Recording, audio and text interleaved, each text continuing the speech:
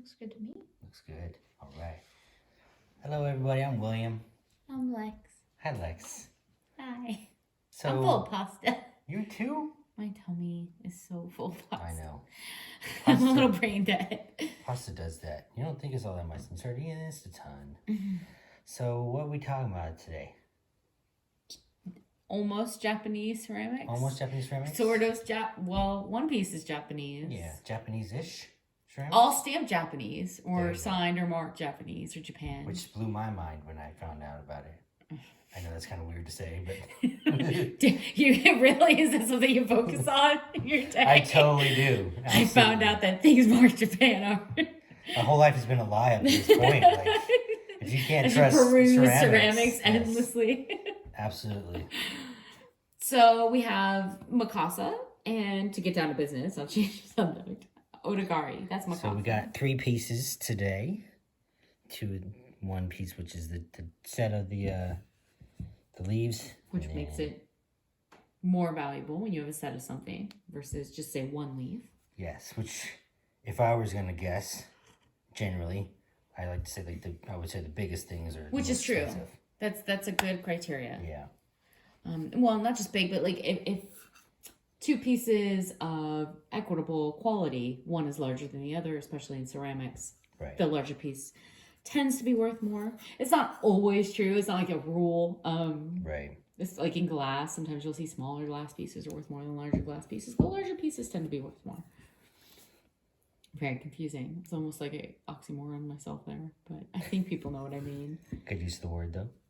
So Mikasa history, 1930s.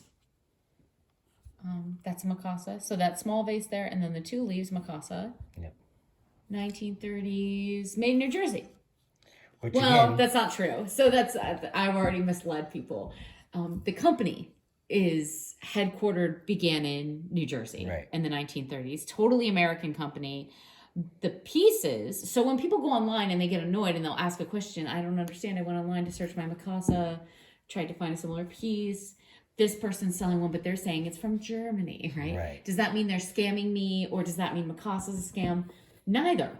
Mikasa began in New Jersey, but actually, has 175 factories in 25 different countries. So they never actually manufactured. They never made any of the ceramics, including all that dinnerware, like really well known for bone china dinnerware.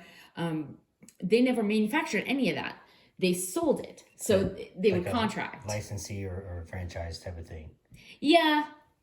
Similar, but for ceramics. I'm not. I don't. Maybe not franchise. I don't understand the word franchise as well as I ought to, but contract I think works. Yeah. I'm sure it means kind of the same thing. So if you look at it, it says Japan, right? Which I would look at as it's made in Japan, but as you said, it's 30% of them are made in Germany. The majority of their pieces are made in Germany or in Austria, but they also do. A lot of the factories are in Japan, Ireland, England, France. So there's a chance. I know that piece isn't. That's a Laszlo piece. Laszlo, 1970s, makes it worth a little more. Again, a little more hand thrown. Use those ridged edges, the leaf detailing, the thinness, the quality of the ceramic. It's glazed. These are all things that are going to make a piece of porcelain or a piece of ceramic worth a little bit more. Highly detailed. This one, especially for just a leaf with I like the vein part. It just looks neat. They sold in a lot of department stores for quite a while. After 1950s, you'd see them in Macy's, Bloomingdale's, those sorts of places. Any place that had fine china to sell would be selling things like this. The brand name itself is from Japan. Yeah. Even though that's half the battle. They were borrowing from Japan. Mikasa is actually a place. It's a city located in Sarachi, the sub-prefecture of Hokkaido, Japan. But other than that, and it doesn't mean that they're worth less. So to somehow equate that because it says Japan and not every piece is made in Japan makes it worth less. That's not true. I mean, beautiful wares come out of Germany. Beautiful wares come out of Ireland and France. Right. Their company was an umbrella over, almost 200 factories in 25 different countries for an extended amount of time. That makes sense. I think in 2001 they did a major merger, but before that it was all them. So the Leafs, what do you think on price for those? I would say upwards of 30. Yeah. Maybe up to 50. Like as a set? As a set, yeah. Yeah, I'd say $40. What's today?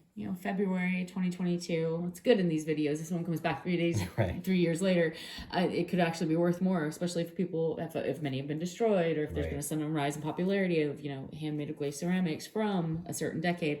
So right about now, February 2022, $24 to $26 for the big one, $12 to $16 for the little one. As a set, value increases. Right. So you'd be looking closer to $40 for both, unbroken, unchipped, in good condition, things that really matter with ceramics, especially display ceramics that are a centerpiece like right. this. No one wants it if it has a crack down the middle. It's not functional at all if there's a crack. Yeah. Which is why I'm trying not to clink them together. It's actually harder than... Well, and these, again, a little harder to find because they are so thin, they tend to get damaged quite a bit. Right. So that, that increases value over time as well. A little bit harder to find. Really thin, like pancake, really small pancake thin. And then you have, the artisanal aspect of that Larry. Right. It says on the back, Laszlo for Mikasa. That was Larry Laszlo was the designer. He did a bunch of different stuff. He did, Mikasa's really known for like a lot of stoneware, but he did a lot of, white gilded leaves trimmed in 24 karat gold, handmade ceramics like these, hand-blown glass, big purple, big pink vases, very popular in the 1970s. Mikasa did everything for a while.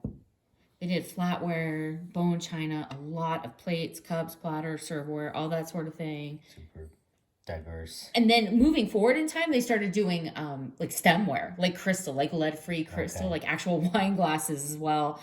And then a lot of decorative items. Like when you see those ceramic, like fruits and vegetables. Oh, like centerpieces? Yeah, that like people would put in a bowl, like right. false fruit. They did that for a while. They did like garlic and sweet peas and asparagus and stuff made out of ceramic. What about pineapples? Any pineapples? I haven't seen a pineapple, but I won't say that they did it. So what else? I don't know. Cake plates, cookie jars, things like that. Is there, can you use these for eating off of? Is it safe to eat off of? Not necessarily these particular ones, but is there lead content in there you have to worry about, or is that okay for this one? So the older pieces, don't eat off of them. Okay. Because the fine bone china, especially the older stuff, Mikasa has been lab tested to come in at 45,000 parts per million lead testing. It's pretty bad. That sounds yeah. So don't eat off of it. Yeah. It's a vase. It's a decorative plate. Don't eat off the fine bone china, especially before real FDA testing and to make sure that it was safe for the public. When anything before that year, when we really actually started certifying stuff to be lead free, hold in great suspicion to begin with, and then especially with Mikasa pre 1980, just maybe I don't know. Don't lick the plates. Don't lick the plates, guys. They're beautiful. You don't need to lick them. Who wants to lick that plate? Yeah, don't lick old ceramic. What else can I tell you? I can tell you about the small vase a little bit. That Swiss garden pattern. I don't know if it says that on the bottom, but that's what it is. It has the pattern number, I believe, 09FX. Yeah, it has Swiss garden. There you go. So it has it written out right there? Yeah, you're doing a really good job. Trying to get it in focus. It's a little hard with the small writing, but there's a pretty popular one, so you can still find some of them. Yeah. So when you're looking at that piece, replacements.com currently has it at $20. I'd say that's approximately right. You do have to be careful with replacement.com's evaluations of things. Simply because, not because they're inaccurate, they're accurate to their needs and specifications. Okay. So when someone goes and looks it up and says, oh, this is the value of this object because replacements.com says so, you have to keep in mind they're doing that based on their sales and their current inventory. Right. The second something sells out, that price to someone who now needs a piece of like Sheffield sugar bowl or something has now gone up. And vis-a-vis, the price could also go down if they happen to get in a large lot of something, say 400 pieces of something, they're going to offer it for less. That doesn't mean the value is less just because they're offering it for less to their patrons for a few months where they have a lot of it, right? Yeah. So that makes sense. Yeah, it can kind of vacillate, I guess would be the way to say it. No one heard that. Yeah, don't break don't break the pieces. But $20 is about fair for that piece for now. Okay. It is a pretty little piece. The fun thing with these is they currently aren't so price prohibitive or so old that you can't start a collection. Right. And they are pretty. They're very pretty. This one's it's just subtle, kind of crisp and subtle. I like it.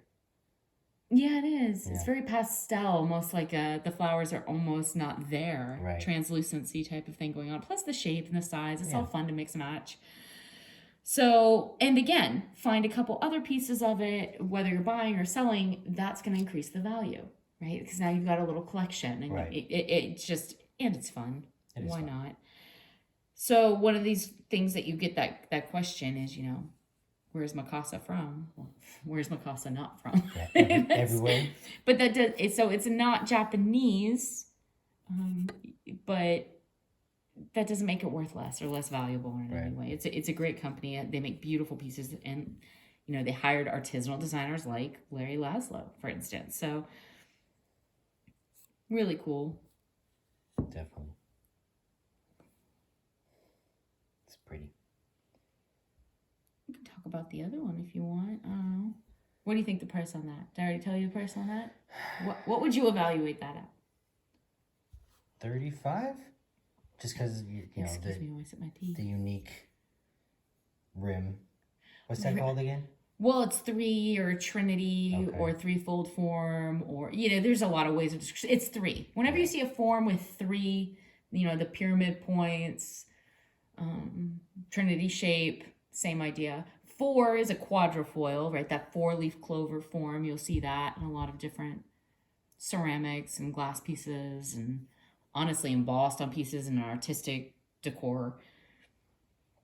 So 1980s. Okay. What did you guess? 35? 35? 24. Okay. Well, I'd say that's kind of low. I think that's what we have it in the store for. But honestly, we price things really low a lot of the time because we want them to go to people who want to use them. Yeah, we don't want them just sitting on our shelves. Yeah, and we know what we're looking for, so a lot of the time we're able to source things and then pass those savings on. 35 would be fair. I think in a brick and mortar store, well, for that vase, I actually really like that vase, so I'm a little biased. Yeah. I like the forms of the flowers. I think it's very subtle. And I like the petal with the stem indentations. You don't see that very often anymore on stuff. Brick and mortar store, maybe not even an antique store, just a reused collectible store, to a florist or someone who's doing a 70s themed reception or something. Absolutely. $35 all day. Online, somewhere between 25 to 30. And then again, you have to think of shipping. You have to think of things like that whether you're running an online business or buying from an online business. So like when you talk about replacements.com, right, with customers, they forget some of the time, replacements.com has it for $20. And then it's a $15 shipping cost and a processing fee and a handling and packaging tariff. Right? It all kind of works up. And then if you want it expedited, that's closer to $40. And their idea of expedited can be, do you want it within 10 days, which is what the Federal Postal Service will easily do. Right. And for, so now you're looking at your $20 vase plus $50 expedited shipping fee. Now it's a $70 vase. Ouch. Yeah, that's a little much. But they have to run a business. They're running their business a certain way, and I'm sure they've contracted, how they do their shipping. For a reason. Yeah, but it's just one other thing to think about, that if you're selling, consider bundling your shipping prices into your price point and maybe passing on savings to your customers that way. Or if you're buying, consider, how much is the shipping on top of the cost of this object from this company versus that one, because it can make a difference. Absolutely. I need more tea. Me too. Well, you can't have my tea. It's my tea. Oh, okay. I accept that. Sorry. Again, the stuff that draws me into these is kind of the subtleness. Like there's a little more crisp drawn outlines of the flowers, but the subtle colors it just looks nice. That's a nice It's one. not garish. It's not over the top. It's just very subtle but pretty. Has enough color to kind of have that 70s 80s vibe. I like it.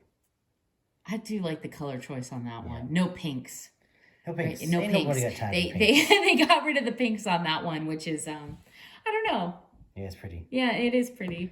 So what do I want to say about Otagiri? What do you want to know? Otagiri Mercantile Company, lots of pieces. They made lots of pieces, not just vases, mugs, plates, vessels and ceramics, big vessels and ceramics, stoneware and porcelain. Really fine porcelain, very nice. Yeah. A lot of the older pieces you're going to see them hand painted or hand glazed. This one's neither. Right. So if you're comparing pieces similar to this while you're watching this video, keep that in mind. This is a newer piece. It's not hand painted and it's not hand glazed. This is completely machine made. One of the ways you can figure that out, if you look at the bottom, you'll notice it has a little lifted ridge, a little foot almost. That can be a sign of a machine made piece a lot of the time. As well as if you look on the inside, if you look down the scope of the vessel, that you don't see any ridges as if it were made from rings of clay or anything like that. It wasn't hand built up into that structure. It was clearly molded on a machine over a structure, very symmetrical, no deviation, very beautiful, very precise. Kind of hard to see it on the phone here, but you can kind of see the smoothness of it. Right, very smooth, much more modern. Yeah. So that's something to keep in mind. Otagiri did these mugs, and so when you're thinking Otagiri, this one has that beautiful brown floral stamp that everyone recognizes instantaneously. Yeah. Older pieces will have gold or silver foil stickers, which are notoriously All it takes is getting wet one time. And somebody washes it and it's gone forever. Put the flowers in your vase, which is logical. And drips down the side, a little foil sticker is gone. So you could be dealing with a piece of Otagiri if it's older, and your sticker isn't there. So that can make it a little harder to identify. Right. So that's something to keep in mind. If you think it's Otagiri and it's not marked, it could be Otagiri because they use those little stickers like Fenton used to do, which is just, it's tough. Sometimes it's tough for people. So they were in operation in 1946 all the way to 1994. Oh, wow. Which is why I mentioned like the mug, like the people collect their mugs because you can't find them. And you can find different mugs from all these different decades and create this very diverse, collection of just, a coffee mug with a carousel horse, one with a goose, one with a seaside scene, one with mushrooms on it, one with ferns painted in a Japanese style, and even an Art Deco style with just a repeating form on it, and like just so many different styles and forms through the decades. Any pineapple mugs? What is it with you and pineapple trade? I don't know. Now Are you dreaming about pineapples far back in your subconscious? You're like, we're talking about ceramics. Pineapple. The two connect, I think. I mean, I feel like I'm going to have to go find you a pineapple ceramic now to show on a video.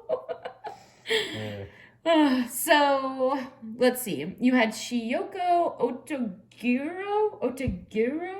I'm slaughtering that, I'm sure. I'm so sorry to her. And she's probably, turning in her grave. Right. I'm so sorry. Chiyoko, forgive me.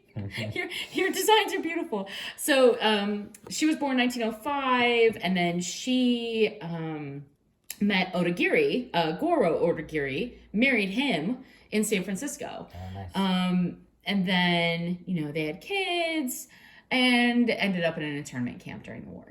For being Japanese Americans. Right. So there's a bit of history attached to your beautiful vase. That's so sad. Yeah. It's more than sad. Yeah. It's awful. Anyway, so moving on from politics. Internment camp Topaz, Utah, came out of the concentration camp, internment camp, excuse me. in America and actually worked for the Navy in, I believe, Boulder, Colorado, was teaching Japanese. She was teaching Japanese to the Navy. The soldiers. And then her I think Goro might have worked for them too, actually. But her and her husband, Goro Otagiri, the Otagiris, moved back to Japan. And when they moved back to Japan, they said, let's start creating beautiful objects. Yeah. Let's make the Otagiri Japan line of ceramics. Basically. Sure, I don't know. They did contract out at one point with the San Francisco Music Box. Yeah, I remember company. That. They had like a line of chain stores, especially on the West Coast and like malls. They were really popular. They did like greeting cards and right. So that's something else to think of. If you're dealing with like a foil stamp that might be smudged or you're trying to like work out the letters on it, if it doesn't have this brown stamp, a lot of the foil stamps would have said, handcrafted Otagiri or original or Otagiri original, and then maybe just the word Japan. Right. If you're trying to maybe feel a stamp with your finger or an impress.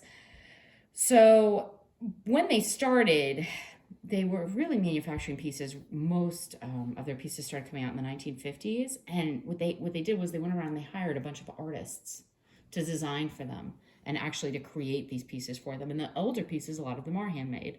And they're beautiful. Right. Because, again, artisanal. Handmade, hand-painted. Yeah. Or at least hand-designed. Right. And then made within the company. I don't know what else to say. They sold to UNESCO. That was, I think, in the 1990s, early 1990s. Right. They sold the company to UNESCO. Those little porcelain bells and all that. They made quite a bit of money. The brand's discontinued, so like that vase no longer exists. You can't find another one, right? So again, there's whether you're buying or selling, what increases value? Can you still get one brand new? Yeah, no, you can't get one. It's gone. So that is going to increase your value a little bit. Yeah. I don't know. What else can I say about it? The term is used loosely still. Like Otagiri pieces, people will use the term Otagiri, especially in like tourist wares that are made to look like older Otagiri pieces, like Otagiri style. So style, instead of the actual. They'll say like, oh, this is an Otagiri, even if it isn't, and what they're referring to is the form or the style of it. Okay. So that's something. Yeah. Something to watch out for. Or watch for, I should say. Did you say which was your favorite? You like the little one because of the lighter colors? Yeah, I don't know. I'm kind of growing partial to... Oh, the leaves. The leaves. They've grown on you. The detail, the handmade part of it, the veins of the leaves, just kind of neat. Just seems to be... I'm always partial to handmade because I can't do it myself. So, that's a good reason. It's always impressive when other people can produce something like this by hand. So yeah, it's just pretty pieces. I like all three of them, but I think the leaves. But they are nice. Yeah. What's your favorite? But I'm going to sell them. Unless you want them, I'm going to put them in the store and sell them. But I like that tall vase a lot. Yeah, the tall vase is nice. It just feels, not a little older than Mad Men, not quite, that 50s vibe, a little not mid-modern. Right. It somehow is connecting, mid-modern to the 90s for me. It's that space in between that's just kind of often left neglected. Vintage but not dated almost. Yeah. Like it hasn't gone away yet. Yeah. What else do you think people might want to know? So that we gave an evaluation of the ceramics, kind of what to keep an eye out for, things to think about. I think that's pretty good. I mean, that's a lot of good information about these two companies. So a lot of the history. That's helpful. Yeah, and what to look for. My main thing, don't lick old ceramics. Because, it could be lead poison. So I'm just saying. Yeah. Just watch out for that. My main thing, it's cool to know about the history of some of these things. It's cool to know that Otagiri came from a American internment camp, went to Japan and started making beautiful ceramics after being released. Yeah. Something to think about. So, subscribe. If you ever want a particular video, you want us to talk about anything in specifically, or you're just interested, or I mean, if you saw the books I have on colonial antique furniture in this house, if you ever want a video, just me flipping through a book because you don't have access to that source material, I don't know. Just let us know on Facebook or YouTube. In the comment section of YouTube. Yeah, or through the Etsy shop, definitely. And if you want more videos, like, subscribe.